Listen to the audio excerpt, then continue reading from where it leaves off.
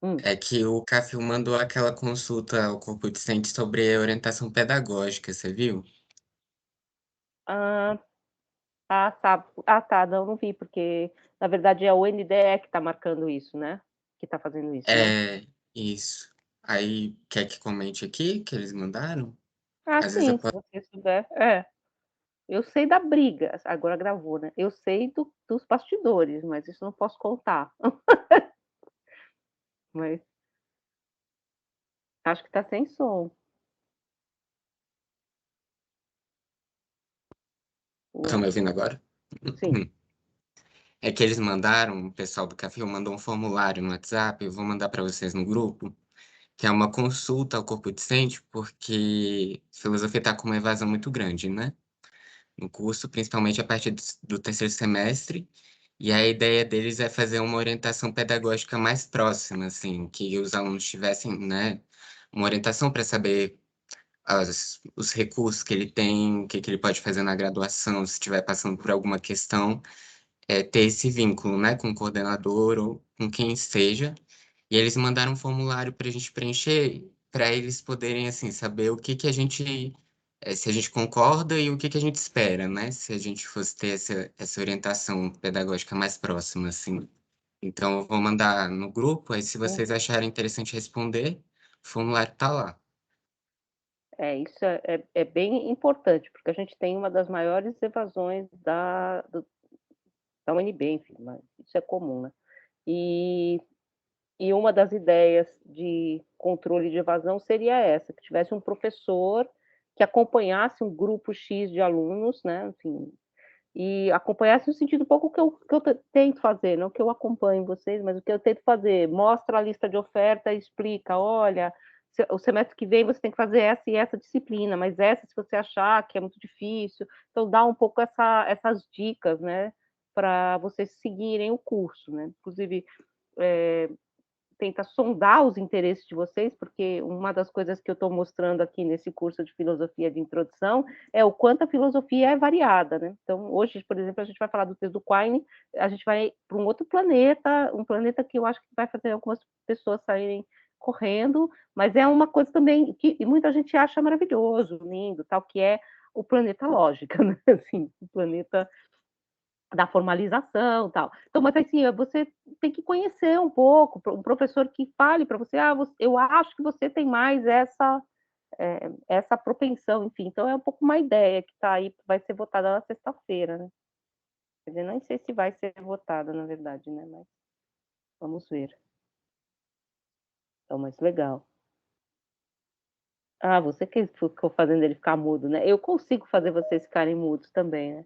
Então, gente, agora eu vou falar um pouquinho da prova, tá? Eu comecei a ler, na verdade eu já li boa parte, tá? Só tem, eu só recebi 24 provas, 25, mais um é o teste do Yuri, então 24, então é bem pouco, assim, né, do que era a turma tinha mais de 60 alunos, então a gente já fala aqui para vocês que essa evasão, ela já é problemática, a gente já tem uma evasão no primeiro semestre, é claro, óbvio que essa evasão tem a ver com o ser à distância, não vou tirar essa questão, porque o ser à distância faz com que, evidentemente, vocês desistam, esperem voltar, enfim, tem aluno que tentou fazer 2 vezes já e desistiu, porque não está acompanhando, não consegue acompanhar, eu entendo, tá, enfim, também vou falar para vocês esse curso, que é o curso de introdução que eu dou, ele é um pouco resumido no modo online, porque na verdade, se vocês pensarem, a gente tem 2 aulas por semana, então seria 2 vezes isso que eu estou fazendo aqui,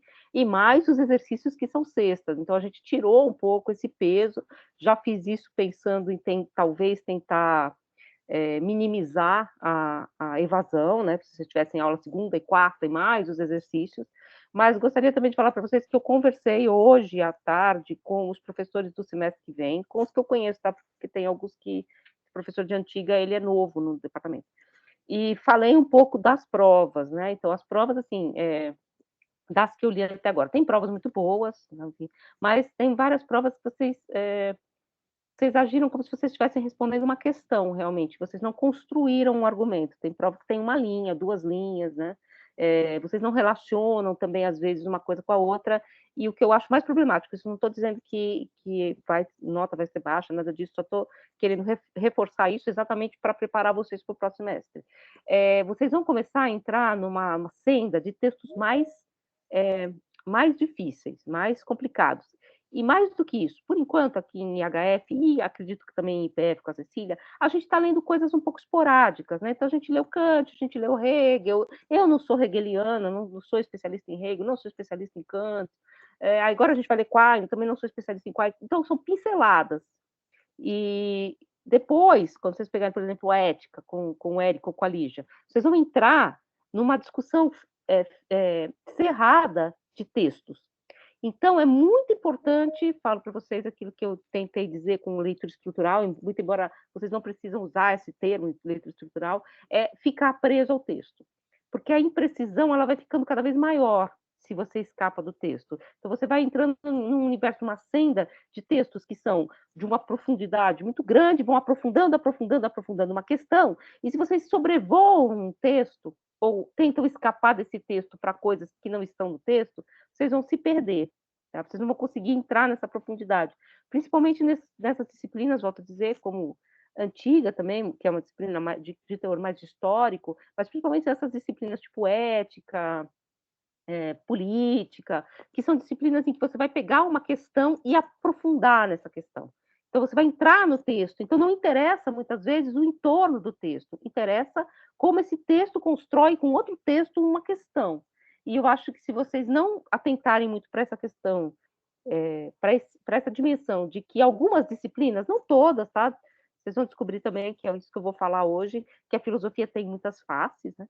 Mas nessas disciplinas específicas, e que são as disciplinas de segundo semestre, e que são as disciplinas, como o Yuri disse, de gargalo, esse é o gargalo da evasão, é o terceiro semestre. Né? Então, é o segundo semestre e aponta para o terceiro como esse gargalo da evasão. Tá? Então, por quê? Porque eu acho que as pessoas, talvez porque a gente faça um curso muito panorâmico não no sentido da história panorâmica, mas ficar pulando textos, quando vocês chegam no segundo semestre é um baque, e vai ser um baque realmente, tá? Um baque em que sentido? Um baque no bom sentido, eu acho, mas nesse sentido de que não é eu não consegui entender direito Kant, mas a gente pula para outro texto. Não, um texto está amarrado ao outro.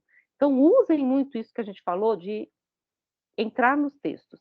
E, por enquanto, gente, enquanto a gente está construindo um certo arcabouço de pensamento, está tudo no texto. Tá? Então, uma questão assim, eu sei que vocês vão, e vários professores vão falar isso para vocês, eu sei que vocês também devem estar achando, poxa, mas eu vou ficar preso no texto repetindo o que está escrito no texto. É um modo de você compreender a exposição do próprio texto. Depois é óbvio que vocês vão dar saltos, e é óbvio que vai ter professores que vão falar para vocês que vocês não precisam disso, são dimensões da filosofia, principalmente professores de pensamento mais voltado para isso que a gente chama de filosofia analítica. Mas eu estou só enfatizando que vários professores, várias disciplinas têm mais essa questão do texto. Então, vocês vão fazer prova com o professor Érico ou com a professora Lígia, de ética, e as provas não dá para ter uma linha ou duas linhas. Né? Você tem que construir o argumento a partir do texto. Então, cola no texto, tenta desdobrar o texto. Estou falando isso porque eu peguei algumas provas assim, tá? Muito, muito sucintas, muito diretas, como se eu estivesse simplesmente fazendo uma questão. Então, como se tivesse alguma pergunta a ser respondida. E, na verdade, o que a gente quer é que você construa esse argumento, né? Você construa esse argumento explicativo dessa questão, que você mostre como o conceito se desenvolve, falando hegelianamente, pelo texto, tá? Então, sempre essa questão da leitura do texto e do desdobramento do texto vai ajudar muito vocês nos cursos do próximo semestre. E uma dica de leitura, que é assim, não deixem acumular textos, tá? Tipo, o que eu falei para vocês dos 10 textos que eu faço, assim, é porque vale para mim também. Se acumular, você não dá conta. Por exemplo, eu não dei conta até agora de ler todos os fóruns de Hegel, porque ficou muita coisa. Então, você tem que sempre estar muito próximo a esse texto. Diga, Bruno. Boa noite, professor. Boa noite. Eu fiquei, conforme estava fazendo a minha prova, né? E aí, eu não sei se eu não prestei atenção, mas eu fiquei na dúvida do seguinte: é para a gente trabalhar somente com aqueles trechos do texto, ou aqueles trechos eram referência para que a gente pudesse pegar os textos grandes mesmo? A ideia é que aquilo lá é como se fosse uma espécie de lente, de epígrafe, né? O modo de entrar no texto, mas vocês podem sim percorrer o texto todo. Por exemplo, eu acho que as questões que, claro, que todo mundo soube mais bem responder foram aquelas de Kant, porque a gente fez o fórum, né? E foi comentado. E os textos outros eram mais explorados, mais picados.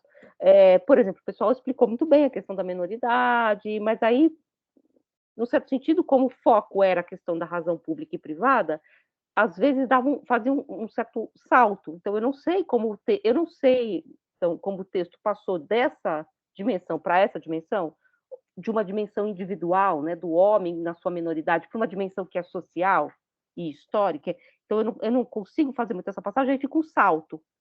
Então, entende? Assim, mas é um pouco assim, é claro, essa questão para mim, na minha leitura também, que você tem outras leituras, essa questão da razão pública e privada, ela é um pouco o centro desse texto, porque ela é exatamente essa virada de algo que poderia ser lido apenas como uma coisa moral individual, o homem ter preguiça, covardia e tal, que passa por uma dimensão histórica da espécie. Ele faz essa passagem a partir dessa articulação de dois usos da racionalidade. Um uso da racionalidade do homem no seu tempo e um uso de uma racionalidade que transporta o homem para essa dimensão da humanidade, da espécie. Então, ele faz essa articulação nesse texto, Resposta à Pergunta que é Esclarecimento, junto com aquele outro texto da Ideias de uma Filosofia Universal de um ponto de vista cosmopolita, de uma história universal do ponto de vista cosmopolita. Então, ele faz esses movimentos. Vocês poderiam ter ido a esse outro texto também, tá? Talvez não tenha ficado muito claro, né? Mas é um pouco essa questão. Assim. Diga. No meu caso, eu me ative, fiquei muito. Eu me ative aos trechos, né? Então, por exemplo, eu entendi que aqueles trechos ali foram os mais importantes porque eles resumem mais praticamente a ideia dos textos que a gente leu, né? Aí, a partir eu não fiz nenhuma referência a outros de fora, né? Só aqueles trechos ali. A ideia assim, acho que assim, espero que esteja certo.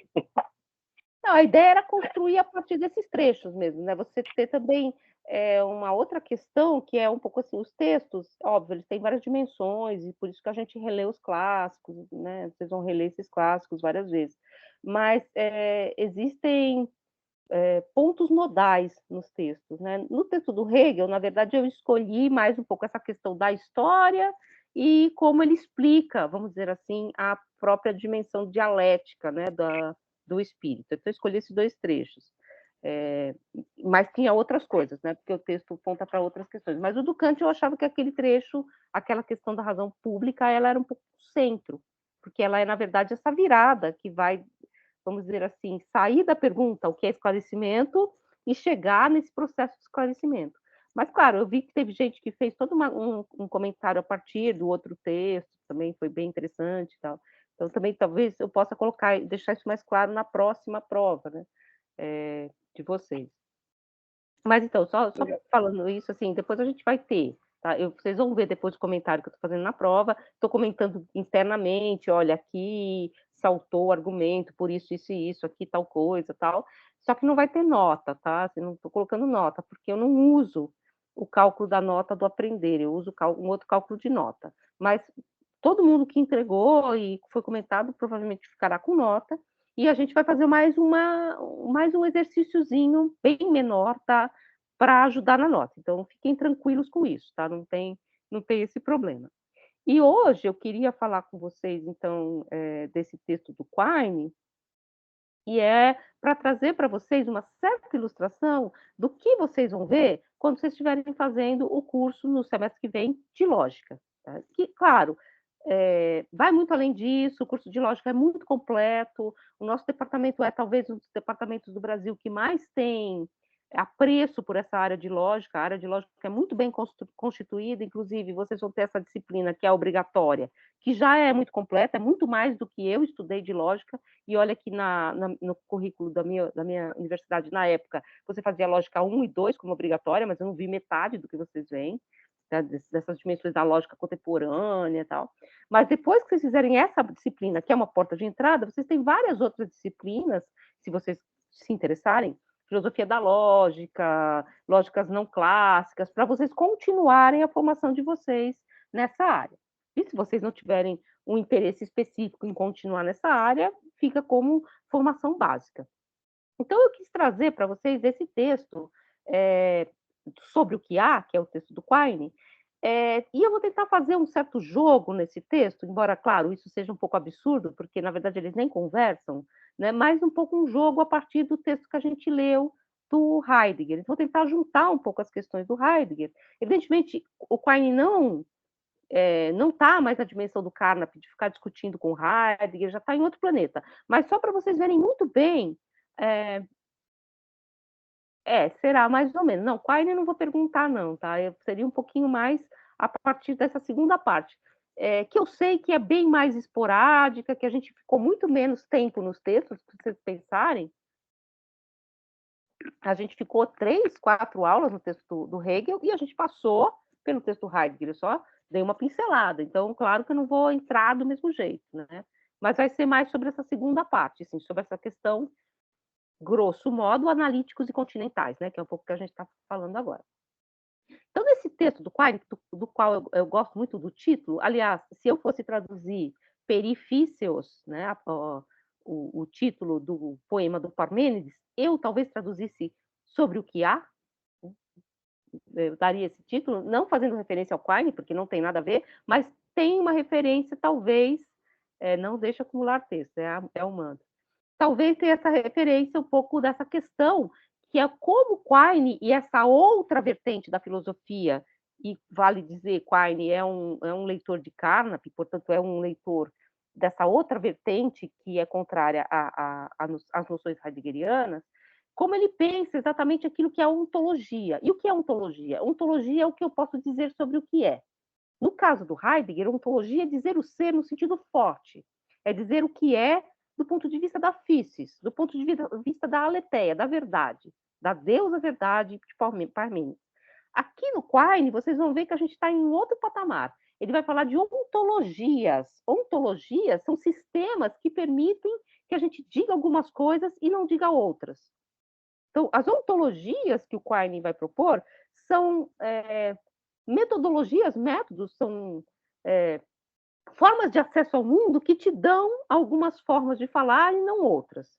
Então, é um pouco essa questão que a gente vai ver aqui hoje. Então, no texto sobre o que há, do Quine, ele vai resumir um problema ontológico, que é o problema de quais são os objetos que determinada ontologia, ou seja, que determinado método, que determinada filosofia permite que se diga. Então, o que cada ontologia diz que há, né? O que existe em cada uma das ontologias a partir dos seus modos de concepção metodológica. E ele vai dizer que toda vez que a gente faz essa pergunta sobre o que há, você vai dizer a resposta, uma resposta que não é heideggeriana, ele vai dizer, existe tudo que há, né? Existe tudo. Existe tudo que a minha ontologia é capaz de determinar. Então, a partir de uma ontologia, existe tudo. O que há, tudo o que há, né? Existe o que há. Só que ele vai dizer que esse problema que parece trivial, ele leva o filósofo novamente para um problema que é platônico. Então, ele também faz esse jogo, Quine, de nos jogar para a história da filosofia, só que é de outro modo. Esse problema platônico, que aparece mais claramente num livro chamado Sofista, ou Sofista, em que Platão diz que ele precisa cometer o parricídio, matar Parmênides, né, que é o pai, vamos dizer assim, da teoria platônica, para poder falar o que não há, o que não é, para poder falar o não ser.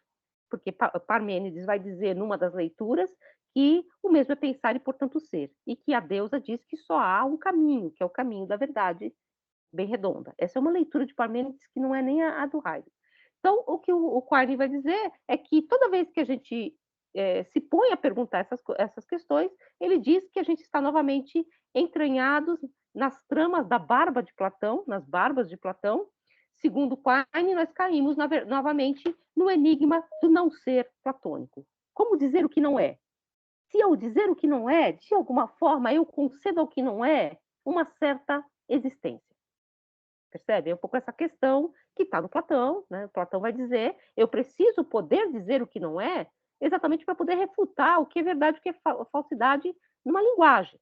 Se eu não puder nunca dizer o que não é, e ficar paralisado apenas numa linguagem do ser, uma linguagem da pura positividade, eu não tenho como dialogar com discursos sobre o não ser. Esse discurso sobre o não ser me escapa. Por exemplo, o discurso do Gorgias, né? O Gorgias tem um texto que chama Sobre o não ente, sobre o não ser, que é, na verdade, um discurso, um texto que brinca com o texto de Parmênides, né? Ele diz exatamente isso. O Gorgias, que é um filósofo antigo, ele diz exatamente isso. Quando Parmênides diz que o não ser não é, ele acabou de dizer que o não ser é alguma coisa. Então, é um pouco essas anfibolias da própria linguagem. Então, dentro dessa completude ontológica, se eu posso reconhecer tudo que há em minha ontologia, ou no meu método, uma ontologia rival, ou seja, uma outra filosofia, uma filosofia na qual não há ou não existe aquilo que existe na minha, ou que ela não fala da mesmo modo, que refute os entes da minha teoria, se veria presa ao não ser platônico, porque eu não tenho nem como refutar essa outra ontologia, porque se eu for refutar essa outra ontologia, de algum modo eu vou precisar, para refutá-la, dizer aquilo que é próprio dela e não da minha ontologia, e de algum modo eu vou precisar conceber esses objetos. Então é um pouco essa questão, para refutar uma ontologia, de algum modo eu preciso já traduzir os meus comentários nessa ontologia. E aí ele vai dizer, segundo a perspectiva de uma ontologia positiva, que Quine acredita, ironicamente, é uma personagem que ele chama de Sr. Max X, toda a perspectiva ontológica negativa estaria em desvantagem. E aí ele diz, seguir-se-ia esse raciocínio, se esse raciocínio fosse sólido, que em toda disputa ontológica, quem defende a parte negativa sofre a desvantagem, aquele que diz que as coisas não existem, de não poder admitir que seu oponente dele discorda. Por esse caminho, filósofos como o senhor Max X, né, que ele dá esse nome, assim, podem acreditar a existência a Pégaso, por exemplo, né? Pois, se ele não fosse, se não existisse Pégaso, como eu estaria lhe dando um nome? Como Pégaso não é, se eu digo algo dele, que Pégaso é um cavalo alado, por exemplo? Nesse sentido. Ou na linguagem platônica, se ele não fosse, como nós poderíamos dizer o que não é? Com que linguagem eu digo o que não é? Se nenhum senhor Max X, pode realmente provar a existência em algum lugar determinado, uma existência espaço-temporal de Pégaso, ainda assim eu estaria, esse cavalo alado, ainda assim eu estaria na trama platônica do ser, do não ser, e do poder dizer o não ser. Pégaso passa a ser porque eu digo que Pégaso não é. Pégaso não existe, né? Qual, então, mostra o problema de um outro ângulo. Nenhum filósofo, mesmo o senhor Max X, que diz que Pégaso confunde a ideia de algo com essa coisa mesmo. Ele diz assim, ninguém, mesmo na ontologia mais aberta a todos os seres, confunde o Parthenon ideia com o Parthenon real. A gente não confunde Pégaso com um cavalo alado, né? Você sabe que Pégaso é uma ideia, a ideia de Pégaso. E Quine movimenta isso aqui dentro de um vocabulário de uma ontologia que é própria do rival. Ele tem que lidar um pouco com essas questões de rival. Se assim por que ao passar do Parthenon, eu disse o Parthenon é vermelho, eu vou verificar se é ou não é. O Parthenon não existe. Eu tenho uma ideia de Parthenon, né, que é o tempo, na minha cabeça. Mas o Parthenon que eu tenho na minha cabeça, o que é real, eu sei que são coisas diferentes. Mas quando eu passo de Parthenon para Pégaso, o que acontece essa confusão elementar, como diz Quine? Porque de Parthenon eu não confundo, né? Assim, eu sei, existe ou não existe, é diferente da minha ideia, tal. Agora, quando você vai para Pégaso, você já cai numa confusão elementar. Essa confusão elementar é evidente e foi resolvida por teorias mais refinadas, como vai dizer o Quine, que também se enredam nas barbas de Platão, ele vai dizer que também vão se enredando cada vez mais. Pégaso apenas não possui o atributo específico da realidade. E aí ele vai fazendo várias dessas ontologias, né, que tentam solucionar esse problema, né? Qualidade, entre outras, que aproxima esse problema de outro trivial, como o do enunciado por uma predicação negativa, tal como Parthenon não é vermelho. Então, você vai criando essas ontologias. Por exemplo, você pode dizer, a partir de uma ontologia como a do Tomás de Aquino, né, que é uma ontologia medieval, que Fênix, né, não existe, porque não tem, não existe em ato, mas ela existe como essência. Qual é a essência de Fênix? Pássaro que renasce das cinzas. Fênix é o pássaro que renasce das cinzas, é dizer uma essência, mas não considerar essa essência uma existência. Então, essas ontologias que diziam essas coisas voltam um pouco a essa questão. Dizer que Pégaso não existe, como dizer Fênix não existe, ou homem existe, é dizer que esses entes têm ou não têm uma qualidade espaço-temporal de vir a ser, né? Só que aí, na verdade, o que o Quine diz é que essas ontologias, elas criam vários, como ele vai dizer, possíveis não realizados. Então, pode-se aceitar o silogismo como um processo ontológico? Sim, um silogismo pode estar dentro de uma ontologia, do modo de dizer. E o que o Quine vai dizer é que eles vão chamar de possíveis não realizados isso. O Pégaso é o cavalo alado. Ele não existe, mas ele poderia existir. E aí o que o Quine vai dizer é que esse mundo dessas ontologias é infinitamente povoado. Ele é povoado por aquilo que existe, por aquilo que não existe, por aquilo que pode vir a ser, por aquilo que está e não está. E aí ele diz que você entra, na verdade, porque aquilo que é redondo e quadrado, e você entra na realidade numa espécie de mundo hiperpovoado, que ele vai dizer dos impossíveis não realizados, dos possíveis não realizados, dos possíveis realizados, dos impossíveis não realizados, e aí vai embora, e ele acha que, na verdade, o que a gente faz é só entrar em mais confusões. Mesmo quando a gente fala de expressões assignificativas, né, que essas expressões não teriam significado porque elas não apontam nada no mundo, que é um pouco aquela solução do Carnap, né? Então, não tem significado. Essa tentativa, então, de separar expressões significativas e expressões assignificativas impossibilita qualquer teste efetivo de comprovação da significação, ele vai dizer. Pois a assignificatividade, a coisa que não tem significação, das contradições, trata como exterior a significação até mesmo de uma prova que reduz ao absurdo, por exemplo. Né? Então, você vai criando várias coisas e ele diz que nós continuamos no mesmo problema do sofista. Para dizer o que não é, é preciso que, de algum modo, ele seja. Nem que ele seja um possível não realizado, que ele seja assignificativo. E como sair dessas contradições? Como vai dizer Quine, como se proteger de pacotes ontológicos, de pacotes de consequências ontológicas. Quando eu digo alguma coisa, carrega um pacote de consequências ontológicas com ela.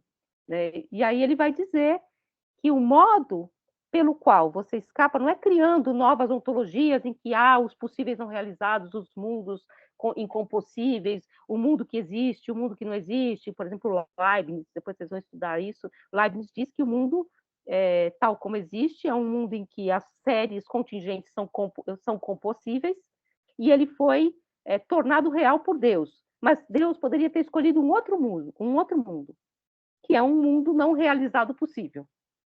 E aí vai embora nessa superpovoamento de ontologias e daquilo que existe.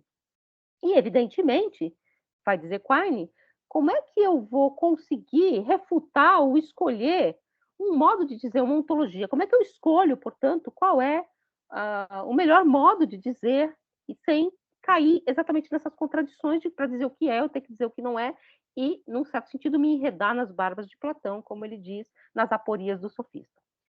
Qual que é a solução do Quine? A solução do Quine é lógica. Ele vai se apoiar em dois lógicos contemporâneos, né? Dois lógicos recentes.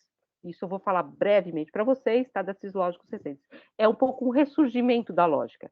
Ele vai dizer assim, a partir de algumas questões lógicas, eu sou capaz de construir uma linguagem em que o pacote de consequências ontológicas ele é suspenso pela linguagem lógica, pela formalização dessa linguagem, eu consigo evitar, como vai dizer Quine, problemas que a linguagem comum, as anfibolias, os problemas da linguagem comum criam para mim. Quando eu digo as sereias são mulheres com rabo de peixe. O que eu fiz com essa frase foi criar uma sereia, porque ela não existe. Mas eu dou para ela atributos, predicados, né? Eu dou para ela uma essência, inclusive, né? A sereia é uma mulher misto de ser humano e peixe. Eu dei para ela uma essência, então eu crio, vamos dizer, claro, crio um falso existente. É claro que esses exemplos, ninguém está preocupado com a existência de sereias, mas se você for pensar como isso funciona numa linguagem que quer dizer questões científicas, ou que quer dizer questões matemáticas, a gente vai para um outro problema. E aí eu vou trazer os dois lógicos que o Quine aciona, tá? E aí vocês depois vão ver, vou fazer aqui um breve apanhado desses dois lógicos, que depois vocês vão ouvir falar deles muito mais com o Alexandre Costa Leite. Talvez vocês ouçam bastante en passant, porque na verdade ele é um lógico muito mais contemporâneo do que isso. Mas esse ressurgimento da lógica. Então, não é mais a lógica aristotélica, porque a lógica aristotélica é essa que vocês acabaram de falar, é o silogismo que é a falsa existência, cai no problema do sofista do Platão, né? Não é essa lógica. Mas aí ele vai falar, então, vamos fazer um parênteses assim, nesse texto do Quine e explicar rapidamente esse desenvolvimento da lógica, da teoria do Russell, com R, e da teoria do Frege, que era um matemático. A lógica renasce com Frege e na sua tentativa de buscar, eu cito, uma linguagem formal do pensamento puro a partir do modelo da linguagem matemática. É exatamente aquilo que o Heidegger critica. Você vai emprestar da linguagem matemática uma espécie de formalização da linguagem comum, para que essa linguagem comum seja expurgada de suas contradições internas. Por isso que eu falei também para vocês que eu escolhi esse texto do Quine exatamente porque ele não tem formalizações ainda. Mas o texto do Carnap depois são várias frases formalizadas, que parecem equações de matemática, realmente. Ou seja, é um ideograma capaz de analisar e representar o raciocínio matemático, levando a provas que caminham das verdades evidentes como os axiomas, para as verdades demonstradas como os teoremas, até as demais verdades, sem recorrer a evidências enganadoras da língua comum, sem cair nos problemas da língua comum. Então, eu matematizo, no certo sentido, a própria linguagem. Assim, Frege distingue, por exemplo, uma questão que aqui é central para nós, que é esse conectivo de existência, o é. O é o problema aqui, né? Pegasus é o cavalo alado, Pegasus é amarelo, Pégaso não existe. Eu estou sempre concedendo a ele, a partir dessa cópula de sujeito predicado, uma existência ou qualidades, atributos, enfim, que ele não tem, porque ele não existe. Assim, Frege distingue, por uma linguagem ou outra, as várias acepções do verbo é. O que ele vai fazer com o verbo é? O verbo é, esse conectivo, né, essa copla, né, de sujeito predicado, que denota existência, vai passar a ser formalizada de outro modo, porque causa várias contradições. Primeiro, quando exprime predicação, é suprimido por Frege. Então, quando é predicação, ele não põe essa palavrinha na representação. Então SP, né? Sujeito predicado. Quando o exprime identidade, ele é um igual. Então, Vênus é Vênus, Pégaso é Pégaso, é um igual. Então, já criei um outro modelo desse Quando ele exprime existência, essa é posta em evidência por Frege através de uma nova teoria da quantificação, ou seja, formas como algum, nenhum, todo. Então, eu não falo mais Pégaso é o cavalo alado. Tá? Eu vou criar uma equação em que Pégaso é transformado numa espécie de X, ele é transformado numa variável. A partir dessas questões, eu vou falar aqui um pouquinho para vocês como ele vai fazer. Por exemplo, se X é amarelo, X é uma variável. Pode resultar no enunciado predicativo. Pégaso é amarelo, ou servir para enunciar outra significação que não é o predicado na forma lógica. Amarelo é amarelo, que é a identificação, ou Pégaso é Pégaso. Já quantificar a variável. Algum X é amarelo.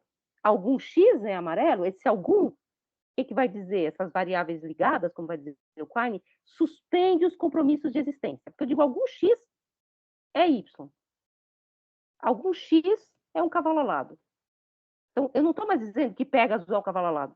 Eu suprimi exatamente essa identificação direta da linguagem.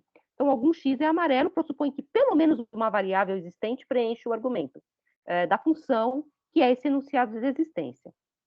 Então, é uma questão um pouco de você substituir o nome por uma variável e por um quantificador, algum, todo, nenhum, também, para restringir esse nome a um componente dessa variável, algo que preenche essa variável.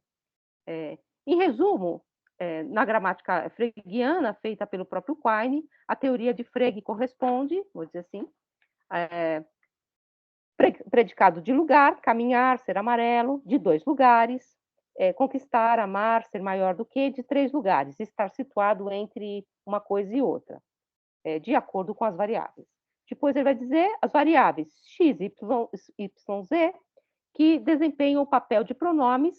O que é um pronome? Pronome é uma coisa bem legal. Pronome é algo que fica no lugar do nome. Quando eu digo eu sou professora. Esse eu pode ser preenchido por vários nomes, percebe? Dependendo do lugar a partir do qual ele é enunciado. Ele é professor. Esse ele ou ela é professora, se vocês estiverem dizendo de mim. Então, esse ela, ele está no lugar do nome Priscila. É um pronome. E é uma variável também, né? As variáveis x, y, z que desempenham o papel de pronomes, aquilo que fica no lugar do nome, uma vez que designam, denotam coisas ou seres de maneira indeterminada. O que é um pronome? Eu não sou, eu já falei disso, né? Mas quando eu ia aprender alemão, eu tenho sérios problemas, né? Porque eu sou bem burra para aprender língua. Às vezes eu tinha problema com isso, porque na frase, quando eu falo de mim, eu falo ir, né? Eu, e quando eu ia falar de outra pessoa, às vezes eu falava eu também. Porque você tem que entender que, na verdade, isso é do lugar, né? De lugar onde você está falando. Ou, por exemplo, também uma vez me falaram que você pode narrar em primeira pessoa e em terceira pessoa. Agora, não dá para narrar em segunda pessoa, porque a segunda pessoa não narra, né? Ela é um outro lugar. Ou será que dá? Seria uma coisa muito louca, hein? Fazer uma narrativa em segunda pessoa. É uma construção, a predicação, que consiste em associar uma ou mais variáveis a um predicado para formar uma frase ou proposição aberta. X caminha, X conquista Y, X está entre Y e Z. Percebe o que ele fez? Tanto o nome quanto o atributo se transformam em variáveis. Não são mais nada em si mesmo, né? Construções que permitem a elaboração de frases a partir de outras frases, graças aos conectivos como negação, não, a construção e, a disjunção ou a implicação se, então, e, finalmente, as codificações. Existe um X, todo X, algum X, que transforma a frase aberta, X é amarelo, em uma frase que diz, existe algo que é amarelo. Então, eu restringo esse X a algo que não é um todo. A codificação permite, portanto, afirmar pelo menos uma coisa na realidade, verifica a proposição em questão. Só isso. Isso também é uma citação do Quine em um outro texto dele. Frege formula também, pela primeira vez, e isso vai aparecer no texto, que as expressões dividem-se em nomes singulares, nomes próprios, como Voltaire, Everest, e descrições definidas desse nome. Voltaire, o autor de Cândido, o Everest, o monte mais alto do mundo, tá? Que são perífrases, né? Você dizer Everest, dizer o morro mais alto do mundo, na teoria da literatura é uma perífrase, né? Você diz o filho de Zeus, para não dizer Apolo, por exemplo, né? Só que na linguagem comum, tá? Você faz essas perífrases e tal, e você está dizendo a mesma coisa. Agora, na linguagem formalizada, o que o Frege vai mostrar é que não existe essa equação de que o nome e a sua descrição definida são intercambiáveis. E aí ele vai mostrar por quê. Ele vai dizer, por exemplo, que é o exemplo que está aí no texto, que eu posso dizer Vênus é a estrela da tarde. Então, Vênus, que é um nome, a estrela da tarde, que é uma definição, né? É a estrela da tarde.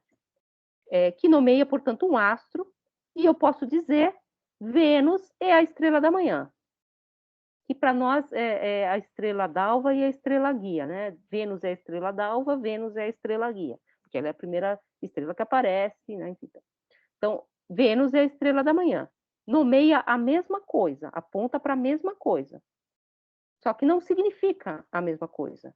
Porque eu não posso dizer, eu posso dizer Vênus é Vênus, claro. Eu não digo, porque eu suprimiria esse E por um sinal de igual, certo? Porque Vênus é Vênus, óbvio, né? Amarelo é amarelo, Pégaso é Pégaso, Priscila é Priscila, etc. É igualdade. Só que eu não posso dizer que a estrela da tarde é a estrela da manhã, porque não são equivalentes. Esses pacotes de significações são diferentes, percebe? Então, o que ele faz é exatamente isso, separar nome de significado. Então, ele vai dizer, posso dizer, portanto, que a estrela da tarde é a estrela da manhã, não equivale a Vênus é Vênus, assim como as funções com argumentos iguais podem ter formas matemáticas diferentes. Esses são enunciados distintos, pois um é uma expressão de predicação e o outro é uma evidência lógica de identidade. Cavalo alado significa Pégaso, percebe? Mas é desse mesmo modo, tá? Então a gente vai dizer há algum X que é um cavalo alado, nesse sentido. Então você vai suspendendo esses compromissos ontológicos. E aí eu cito Quine: precisamos trabalhar sobre o peso da ilusão de que a significatividade de enunciado contém um termo singular, pressupõe uma entidade nomeada pelo termo. Um termo singular não precisa nomear para ser significante. Então, ele separou nome de significado. E o que ele faz também de quebra é afastar aquele monte de ontologias assignificativas, possíveis, irrealizados, mundos possíveis. Ele põe tudo isso entre parênteses. Eu não preciso disso. Eu só preciso me comprometer com uma linguagem, que é essa linguagem formalizada, em que nome e significado são separados, e que o nome é entendido como uma variável e não como algo no mundo que existe, e que a pressuposição de existência também é suspensa por essa formalização lógica. Assim, por essas múltiplas acepções de enunciados, que aparentemente, segundo as confusões da língua comum, nomeiam a mesma coisa, Quine explicita que os significados, nesse caso, sendo diferentes um do outro, devem ser distintos do objeto nomeado, que é um e o mesmo em ambos os casos, ou em todos os casos, enfim. E aí ele vai dizer que o nosso senhor Max X confundiu o significado da palavra Pégaso com o suposto ser nomeado por essa palavra. E aí ele vai pegar um outro autor ainda, que vai trazer mais uma questão para essa formalização, que é o Russell, que vai seguir a lógica do Frege e vai propor uma outra formalização ainda, vai mais fundo nessa distinção entre nome e significado, que Frege havia proposto, propondo um outro modo, portanto, de fazer um enunciado. Eu vou pegar o enunciado que está aí, né? Que é o enunciado. Vocês vão achar isso engraçado, mas eu vou pegar aqui o enunciado do rei calvo da França, né? E aí o Costa Leite me falou que os analíticos até hoje ficam procurando o rei careca da França, né? Mas um exemplo claro, porque se eu digo assim, o atual rei da França é careca, eu disse a mesma coisa que Pégaso ao cavalo alado, porque não tem rei da França, atual rei da França, então nada corresponde a esse nome. Eu estou dando uma existência a algo que não existe a partir de uma qualidade. Aí o que você vai dizer? Há pelo menos uma pessoa que é rei da França. Então, separa. Há uma única pessoa que é o rei da França. E essa pessoa, que é o rei da França, é calvo. Então, eu separo isso que aparecia tudo junto em várias etapas de formalização. E aí ele vai pegar o exemplo que está aí no texto, né? Que é o exemplo da cúpula redonda e quadrada da Berkeley College, que seria uma contradição em termos. Às vezes ele diz, a gente pode, inclusive, conceber contradições em termos, né? Porque é redonda e quadrada, se você formalizar desse modo. E aí ele vai pegar o exemplo do autor de... eu não sei qual é esse livro, então vou pegar um outro livro do mesmo cara. Tá? O autor de Ivanhoe, ou Ivanhoe, né? Que é como vocês devem pronunciar Ivanhoe. Então, o autor de Ivanhoe, né? Então, existe alguém que é o autor desse livro e esse alguém é um poeta. Então, eu vou dizer que algum X é um poeta e é o autor de Ivanhoe. Esse X, por acaso, é igual a Walter Scott. Enfim, é um pouco essa a descrição que ele... O que eu fiz aí? Eu suspendi várias vezes os compromissos ontológicos, percebe? Por uma linguagem que, criando, vamos dizer assim, degraus à língua comum, ela vai circunscrevendo esses nomes a variáveis, porque o que eu disse é que existe algum X que é Y e só esse X é esse Y. Então, eu estou criando, na verdade, uma espécie de equação na qual a resposta é um nome. Então, eu continuo aqui. Então, aqui, Russell mostra que podemos empregar nomes sem supor uma entidade nomeada. Os nomes da teoria de Russell são entidades descritivas complexas. O autor de Ivanhoe, ou de Waverley, né, que é outro livro, que esse eu nunca li, também nunca li Ivanhoe, mas enfim. A cúpula redonda e quadrada do Berkeley College são descrições, às quais pode-se remeter a um nome, mas isso não significa que eu dou, a partir dessas descrições, uma entidade, uma existência espaço-temporal a esse nome. Enunciados do tipo, o autor de Waverley é um poeta, são traduzíveis por enunciados quantificáveis do tipo, algo escreveu Ivanhoe e esse algo é um poeta. Todos os nomes, o ato de nomear que postulava a existência real de Pégaso, são problemas ontológicos, pois podem ser ditos em uma linguagem, eu cito Carney, que os dispense totalmente. Ser assumido como entidade é pura e simplesmente ser reconhecido como valor de uma variável. O que é Pégaso? É o valor de uma variável. É a coisa que pegaseia. Pégaso é o cavalo alado, ou Pégaso é a coisa que pegaseia, a coisa que tem a qualidade de ser Pégaso. Se tem algum X que corresponde a essa qualidade de ser Pégaso, ok. É isso que essas descrições propõem. E é isso que é um nome. Em termos das categorias da gramática tradicional, isso equivaleria a dizer que ser é estar no domínio de referência de um pronome. Percebem o que ele faz aqui? Nomes são apenas meios referenciáveis. A única maneira de envolver essa teoria em problemas ontológicos é pelo uso de variáveis ligadas. Ele vai dizer, vou perguntar, mas então quer dizer que você vai escapar de todos os compromissos ontológicos? Na sua ontologia, a ontologia de Quine, nada existe? Nada é postulado? Ele vai dizer, eu suspendo todos os compromissos ontológicos a partir de uma variável ligada. Há algo, é tudo que eu digo. Há algo que é um X que aponta para um Y, só isso. Há algo, que é uma variável ligada, que é um número primo maior que 1 milhão. Assim, o nome Pégaso poderia ser traduzido tanto por cavalo alado, ou coisa que pegaseia, coisa que tem a capacidade de ser Pégaso. Essa coisa que pegaseia, definida, ocupa o lugar gramatical do pronome isso. Isso é a coisa que pegaseia. Então, ou, no caso do pronome, desses pronomes relativos, então, pronome eu, os pronomes, eles ficam no lugar do nome. Todo substantivo pode ser convertido em uma descrição singular e, então, analisado pela teoria de Russell.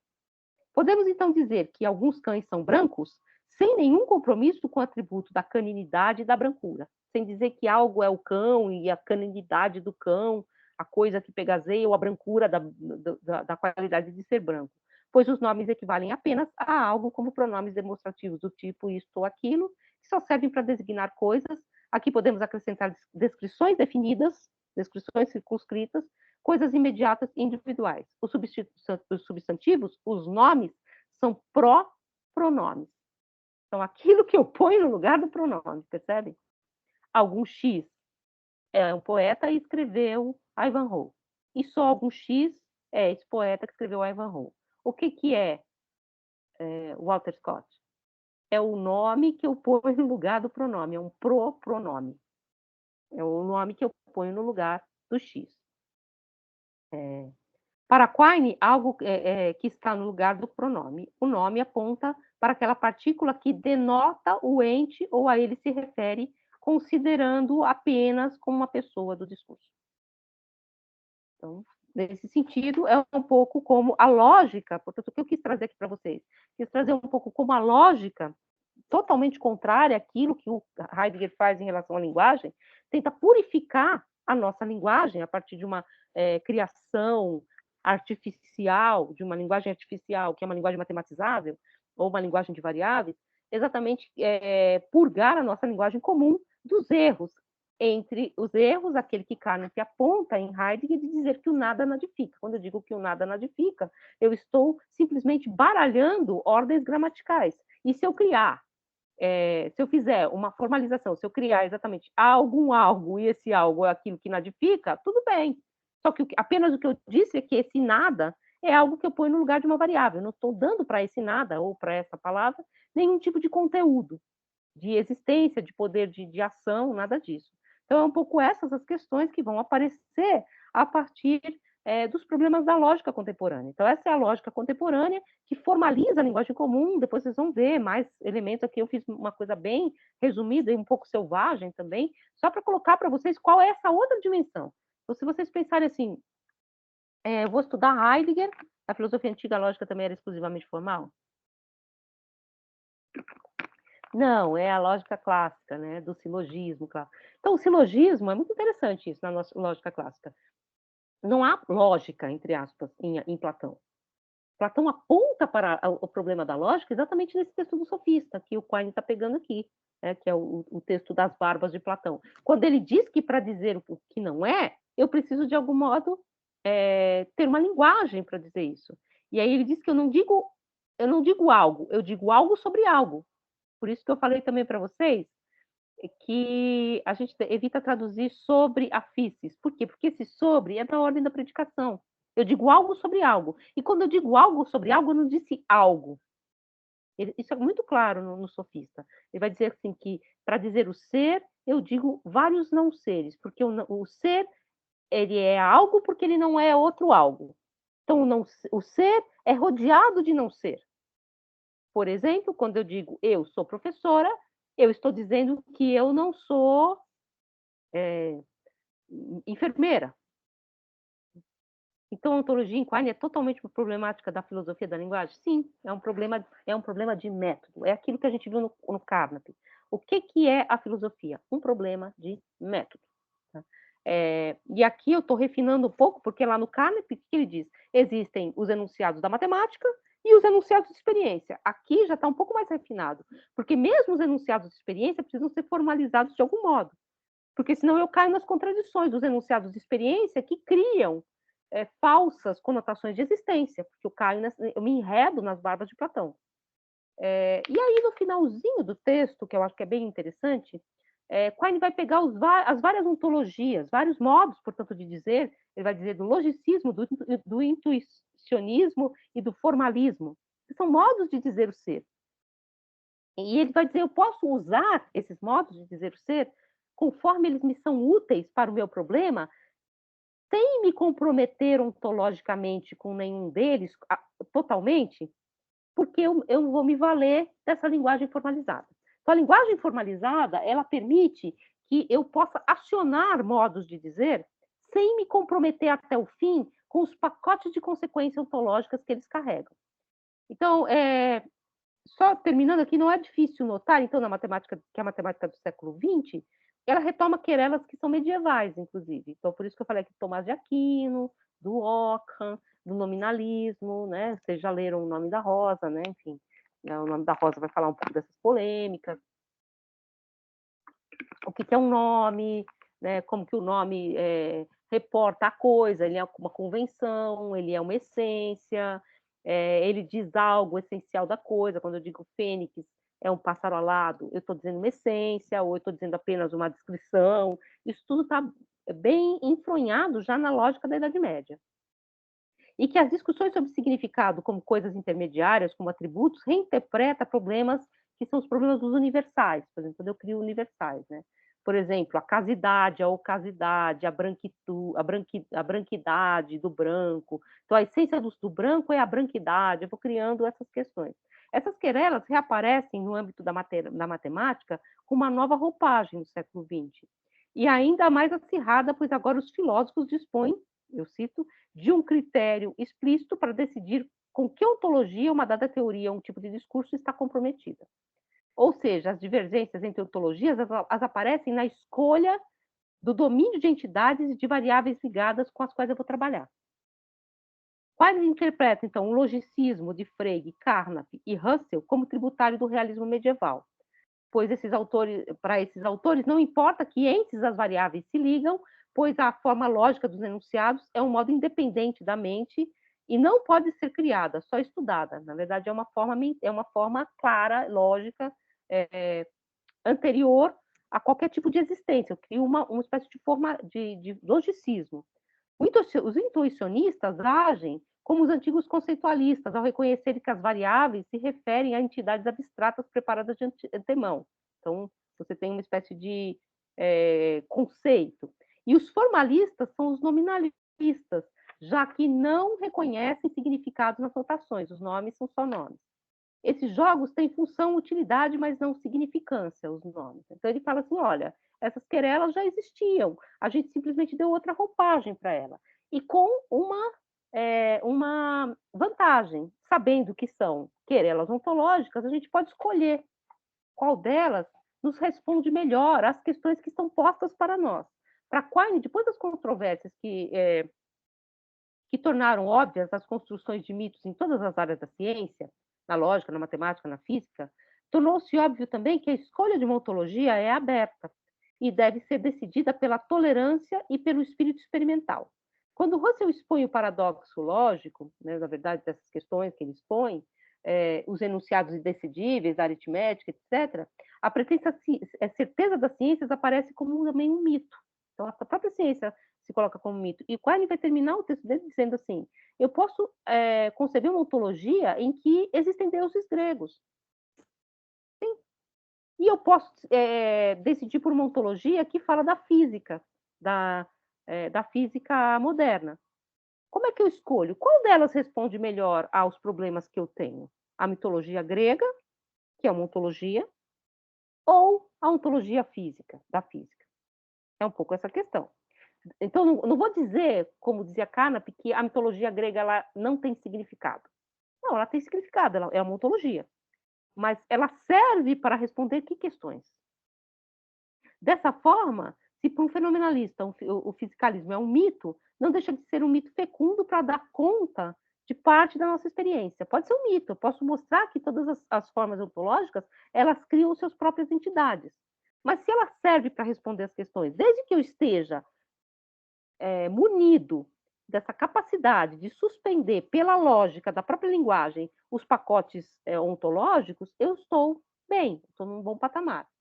Cada ontologia estabelece um ponto de vista, assim, o fenomenalismo serve a epistemologia no campo do qual o fisicalismo, com a sua simplicidade, já não serve. Então, eu escolho, na verdade, qual é o modo de dizer o que há, sempre com o cuidado de verificar, logicamente, as confusões que a linguagem cria, quais são as ontologias que me servem melhor para cada uma das questões. Dentro das ontologias, como escapar ao embaraço platônico, então, né? De precisar admitir entidades que a minha teoria não admite. É assumir um ponto de vista semântico para decidir entre ontologias rivais, que é o ponto de vista mais fecundo, ainda mais levando em conta os crescentes paradoxos científicos e matemáticos já apontados. Né? Então, a matemática mesmo, ela retoma várias questões que pareciam que já tinham sido superadas, questões que são medievais. Como é que eu faço para dar conta disso na ciência contemporânea? Eu suspendo os meus compromissos ontológicos a partir do compromisso lógico.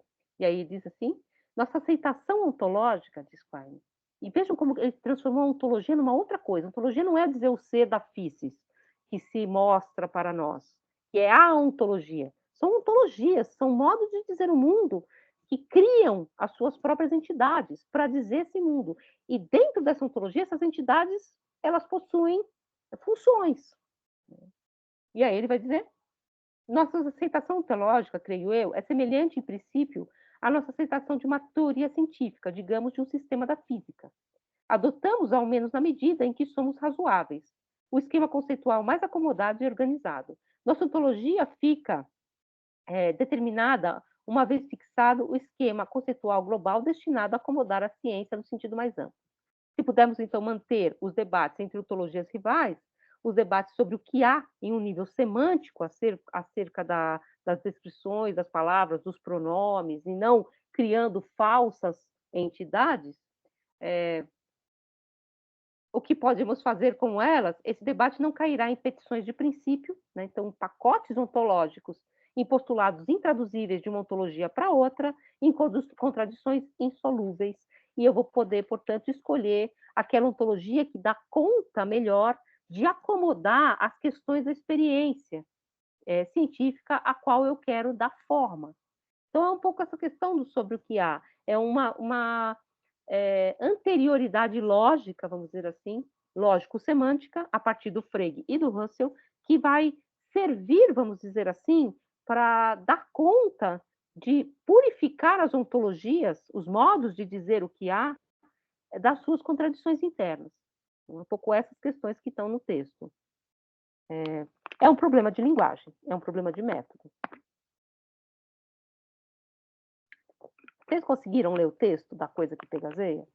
Então, é um texto que vai entrar por essas questões da lógica. E aí, o que eu queria mostrar para vocês, na verdade, enfim, vocês vão depois reler tudo isso com mais cuidado, com mais profundidade, com mais precisão, porque aqui foi um pouco impreciso. Eu só queria mostrar para vocês qual é a questão do retorno da lógica para esses autores. Né? Por que a lógica volta a ser tão importante e não a lógica clássica? Fala, Vinícius. Diga, professora. Há alguma coisa que é uma professora e ela está falando, e só há uma coisa que é uma professora e ela está falando. Há alguma coisa que é um autor brasileiro negro e que escreveu Dom Casmurro. E só há uma coisa que é esse X, que é o X Machado de Assis. Ou seja, o que é o nome? O nome é algo que é capaz de dar conta de resolver uma variável, como uma resposta de uma equação. O mesmo nome, Machado de Assis, pode ser a resposta de outras equações, como eu posso ter uma equação que tem a resposta 7 e uma outra equação que tem a resposta 7, mas são equações completamente diferentes, são formulações completamente diferentes. É um pouco essa a questão também aqui. Mas diga, Vinícius, só comecei a falar umas coisas nada a ver aqui. Tratar das coisas como variáveis formais não parece tratar da coisa como algo que se reduz num sistema onde não anuncia propriamente nada no mundo? Então, a questão, o que o Heidegger responderia? Sim, mas o que você está fazendo aí é pensar a língua de forma atomizada, né? Você separou a língua dos enunciados da língua, perder exatamente aquilo que é convocado no todo da língua, na palavra letéia, por exemplo, que a palavra letéia, ela nasce no centro da língua e ela carrega, vamos dizer assim, esses problemas que não são simplesmente problemas de etimologia, são problemas de compreensão da própria palavra. Se eu fizer assim, há algo que os gregos chamavam de verdade, e esse algo é um X de uma questão, nem consegui formalizar assim.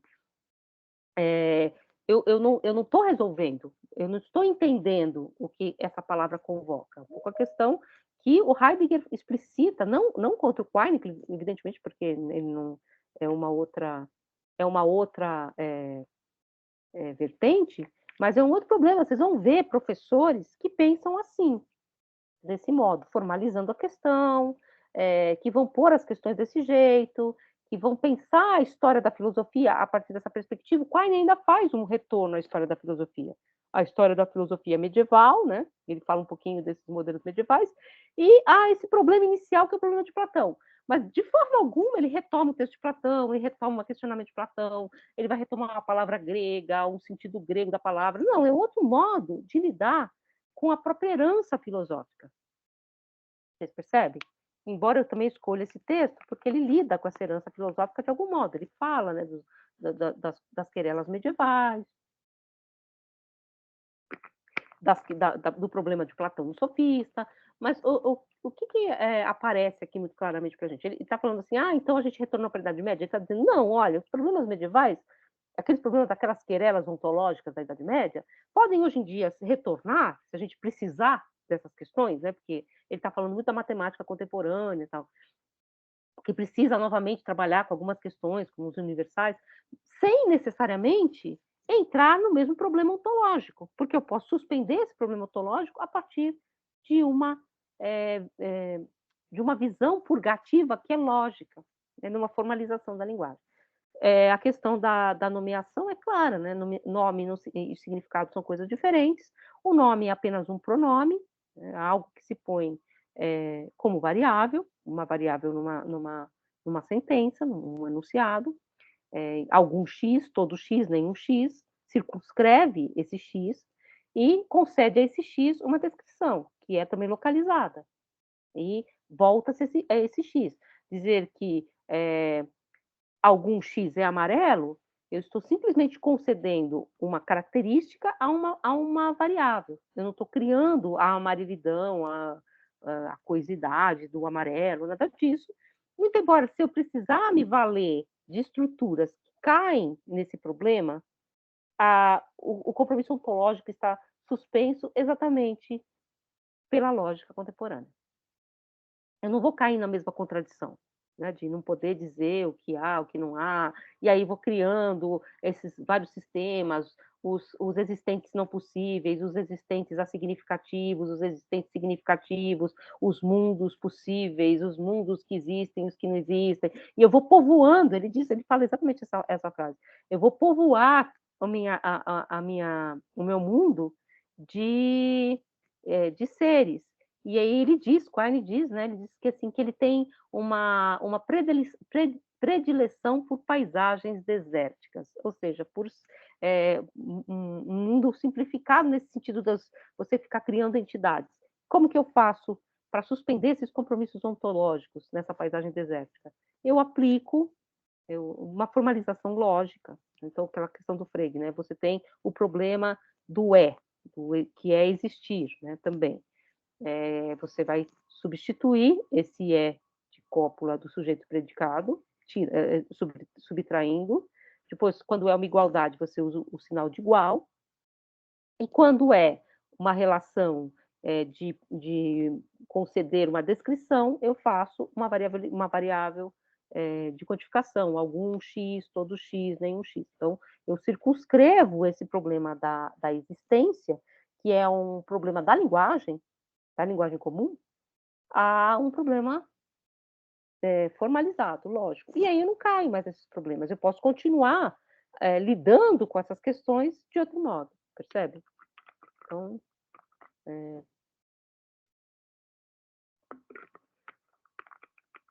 ele é um filósofo americano, tá? E vocês vão ler com muito mais, talvez eu tenha até falado várias bobagens, enfim, não sei, assim, de imprecisões lógicas, porque eu realmente não sou grande conhecedora de lógica, isso aqui eu fiz para apresentar para vocês, e lógica para mim é assim, não pode chacoalhar a cabeça, porque se chacoalha sai tudo do lugar, tem que ficar assim, então eu entendi, na verdade eu faço assim, eu leio e entendo.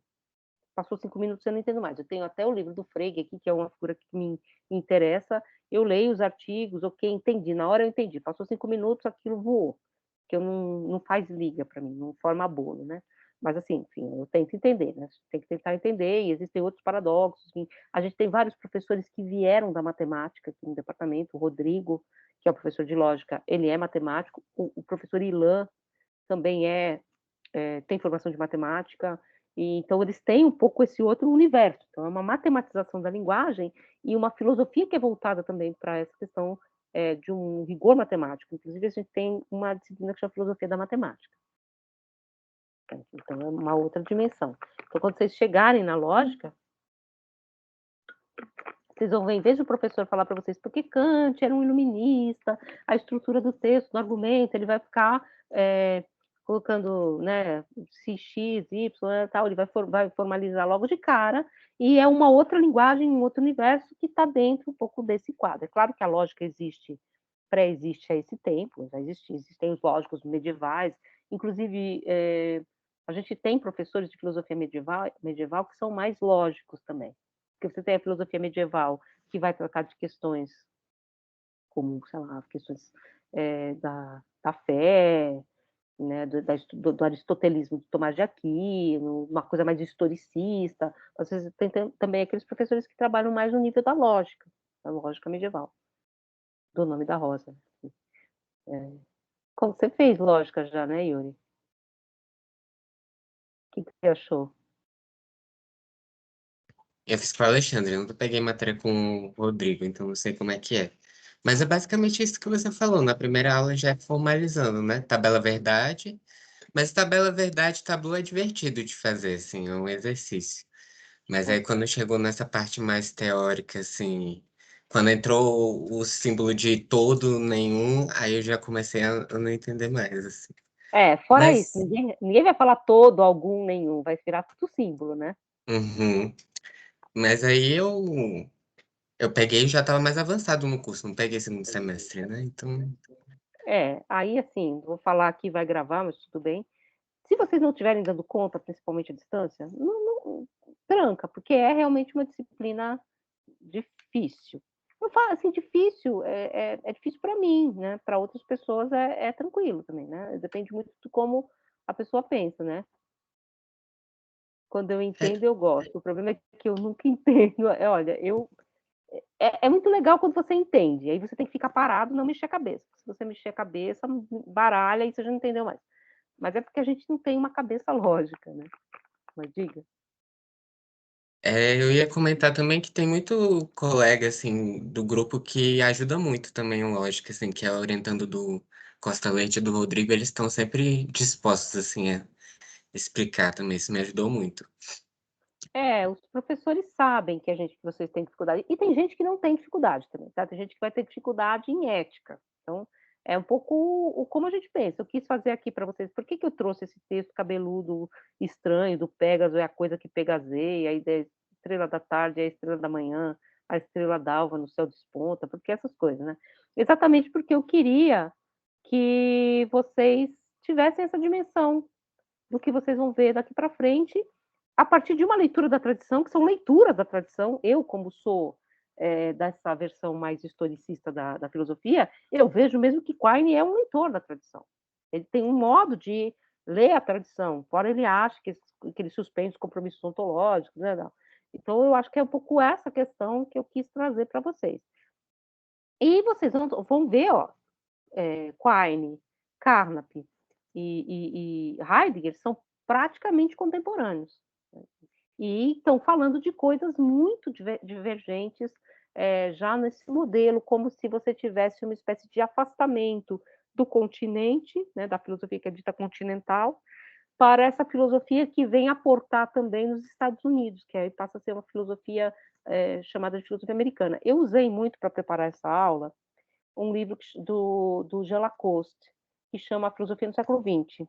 E ele separa essa filosofia do século XX em 3 grandes blocos. Ele fala da filosofia continental, para a qual ele vai falar do Heidegger, do Sartre.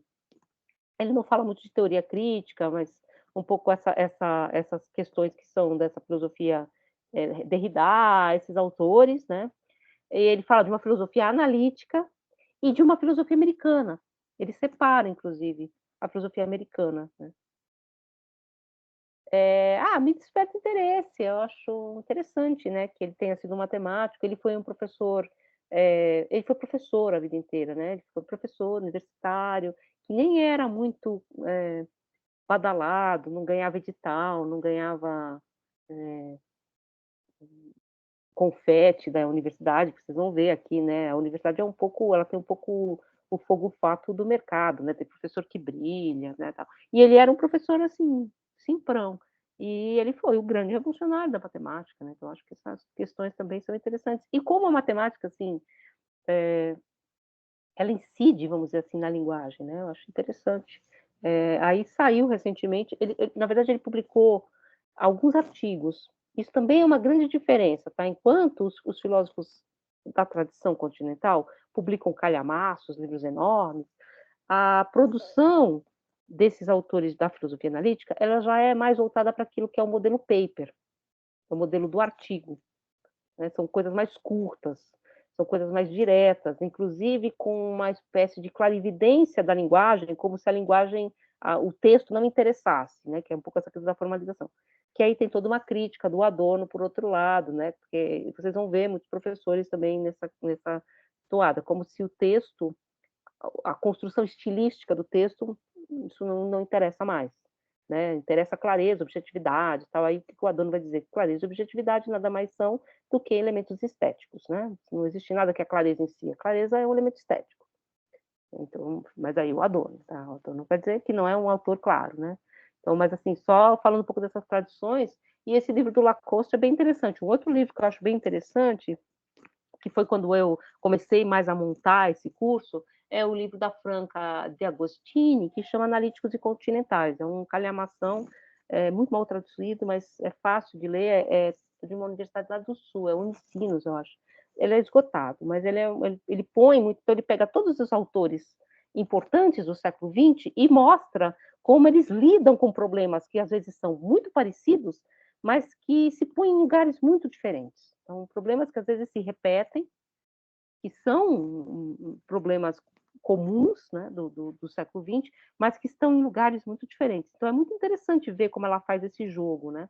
Ela põe um do lado do outro. Chama eu ver se eu acho aqui para vocês. Tem, Anota.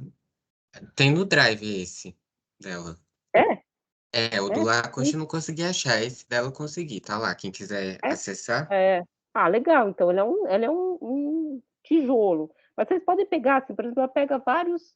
Ela vai por temas, né? Ela pega vários temas e ela mostra como esse tema é tratado, como isso é pensado num âmbito continental, num âmbito analítico. Ela mostra bem claramente essa divisão. O texto é mal traduzido em que sentido?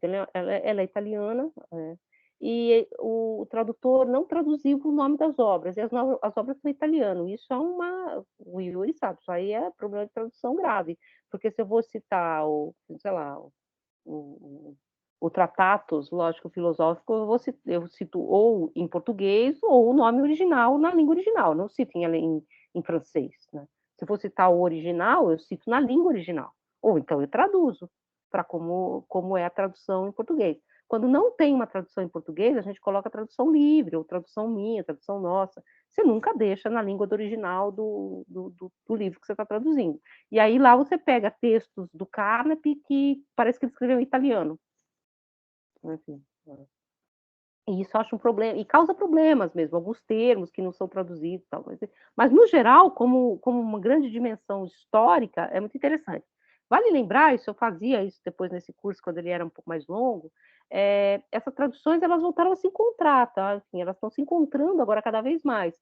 E aí você tem leitores americanos de Hegel, que Hegel é um monstro, que Hegel cai fora, Hegel é confuso, a dialética é um método complexo, ruim de explicação, ela é um método, entre outros, ela não é um movimento mesmo do texto.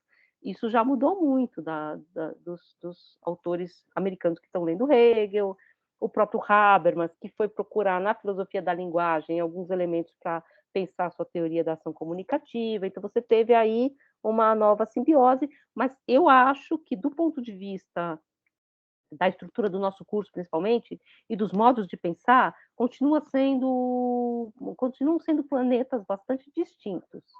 E o que é interessante também, né? Por exemplo, hoje, de tarde, eu estava numa banca, enfim, estava numa mesa, está rolando um evento que é sobre escrita feminina, né? Da pós-graduação.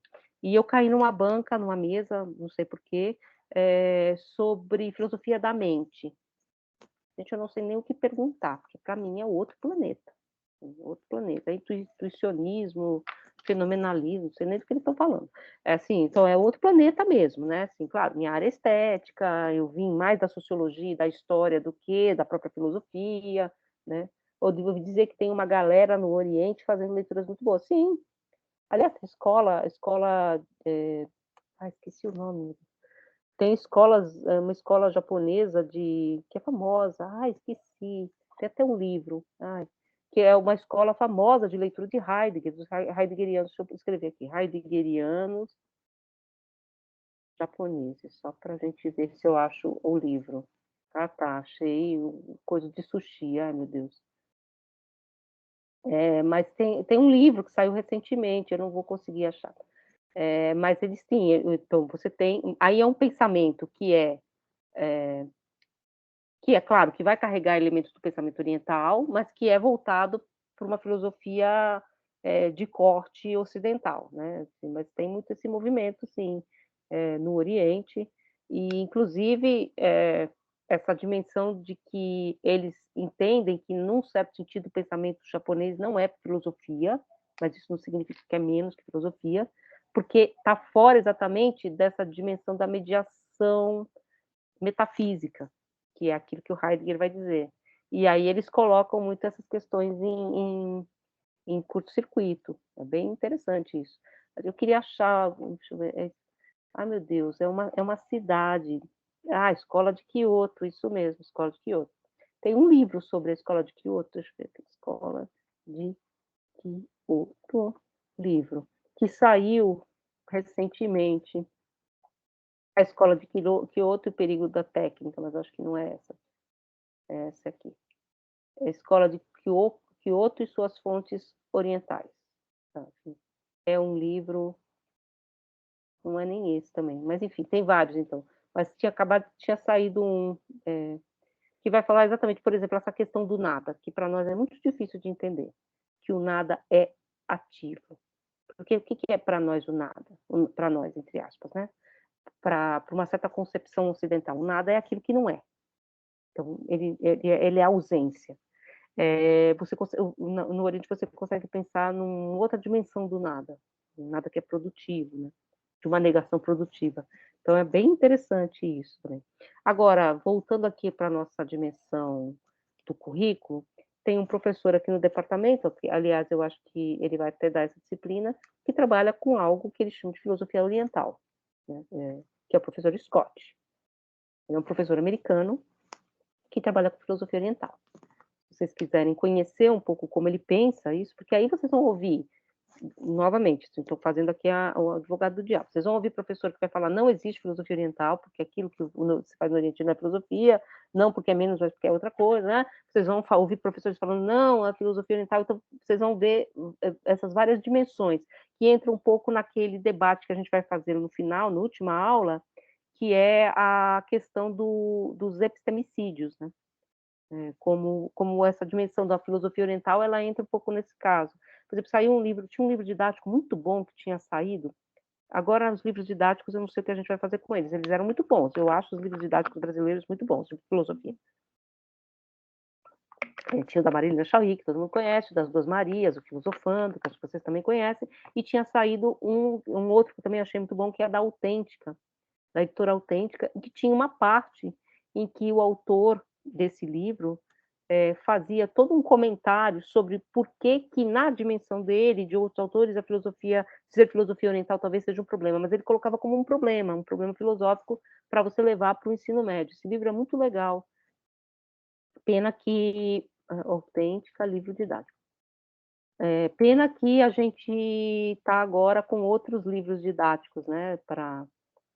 Mudou, né? Livro didático, filosofia. Não sei o que vai acontecer, na verdade, com esses livros didáticos aqui. Chama Filosofia e Filosofias. Vou copiar e colar aqui para vocês, só para vocês verem que é interessante. A gente tinha tudo isso, não sei se tem ainda, não cola, saco. A gente tinha Ai, menino, para, que coisa chata, abre a figurinha. Eu vou te recortar isso aqui do Mercado Livre e mandar para vocês. Pronto. A gente tinha um laboratório de ensino de filosofia em que a gente tinha praticamente todos os livros que saíam, né, de filosofia de ensino. Eu mandei aí para vocês o negócio. Para a gente consultar, para a gente entender um pouco para onde estava indo o ensino de filosofia. Esse livro especificamente sumiu, né, assim, do departamento. Mas tinha outro. Agora eu não sei como é que está esse laboratório, mas ficava no subsolo. Não sei se vai voltar a existir, porque eu estou um pouco afastada dessa comissão que está organizando os laboratórios. Mas ficava lá para vocês consultarem, né? Tem uma biblioteca enorme também do Cafil, né? Tem uma biblioteca, tinha todos os livros da 34, tinha uma vontade de ir lá e ficar sentada e não sair de lá nunca mais. Só lendo. Então, gente, bom, não sei se vocês têm muitas questões, é claro que eu não vou perguntar nada sobre o Quine, eu queria só que a gente entendesse, não exatamente pontual o que é o problema, mas qual é a dimensão em torno dessas questões, né? Assim, qual é o desenho geral desse problema, tá? Então é uma coisa um pouco mais externa, menos analítica, menos estrutural nesse sentido também, né? Até porque fazer uma análise estrutural do texto do Quine, não que seja impossível, claro, é super possível. Os textos lógicos são até mais fáceis de serem lidos desse modo, porque eles são concebidos dessa forma, mas eu acho que escaparia um pouco ao escopo do curso. Vocês vão ver isso no próximo semestre. No próximo semestre, então, vocês vão lembrar um pouco de mim, eu acho, porque vocês vão ver Aristóteles, Platão, Parmênides, Heráclito, depois vocês vão ver Kant, Hegel e lógica. Então, vocês vão lembrar e vocês vão falar assim, nossa, lá parecia tão legal, que coisa chata, eu estou brincando. Mas vocês vão ver em outra profundidade, colocado de outro modo. Um pouco a ideia desse curso é fazer a porta de entrada, tá? e para esses outros cursos que são muito diferentes, tá, gente? Bem mais aprofundados. Aí é assim, é uma questão que você vai aprofundando nos vários textos, enfim, é uma outra dimensão, realmente, não é essa pincelada meio geral. Mas tendo essa pincelada geral, o que eu queria fazer para vocês era uma espécie de mapa. Eu consigo me encontrar, porque senão você chega no segundo semestre, um professor chega na lousa e começa a escrever um monte de continha, o outro começa a ler um texto, entrando no texto, você fica perdidão, o outro vai para o mapa histórico, tal, você fala, meu, onde que eu estou? Exatamente nisso, nessas 3 grandes dimensões, como falou Costa Leite naquela apresentação, da filosofia. Histórica, teórica e prática. Então, enfim. Então, vocês têm alguma questão? Várias? Todas do mundo? Só falando então, sexta-feira agora, eu vou colocar mais um exercício para vocês, que é mais um fórumzinho, não é o exercício final ainda, que é um exercício sobre citação, tá? Então, a ideia é que vocês encontrem, eu vou fazer uma proposta, se você estivesse escrevendo um texto sobre tal assunto, quais as citações que você escolheria neste texto, para mapear, mais ou menos como eu fiz a prova, né? A prova é uma prova feita de citações, porque pensar a citação e conseguir trabalhar com a citação é também um modo de leitura e de construção do seu texto a partir da interlocução do outro texto. E a citação que você escolhe, às vezes ela é bem marota, né? Você escolhe muito corretamente, você pode dar uma outra leitura ou costurar o seu argumento muito bem. Então, esse é o exercício que a gente vai fazer, que é mais um exercício da sexta-feira. E depois, no final do curso, depois que vocês tiverem visto essa provinha aí, um exercício final que é para ajudar na nota. Que aí também não é modelo fórum, é modelo fechado, só eu e vocês. Tá bom? Vocês têm alguma questão? Eu vou parar um pouco aqui a aula. Essa aula aqui eu gostaria que sumisse, porque eu devo ter falado tanta bobagem de lógica, porque eu anoto tudo, escrevo tudo, tal, mas é um negócio que, se chacoalhar a cabeça, realmente é muito difícil.